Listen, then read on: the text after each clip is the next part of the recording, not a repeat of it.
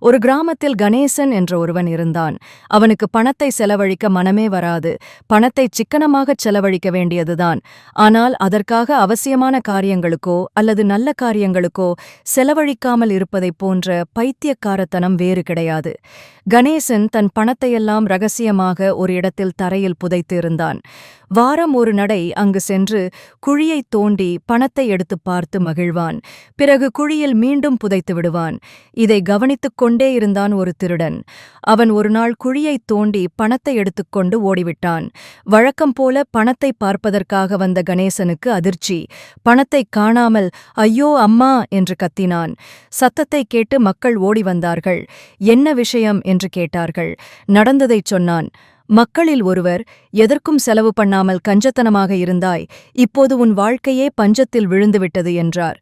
பணத்தை சரியான நேரத்தில் செலவிடுவதும் ஒரு சேமிப்பு ஆகும்.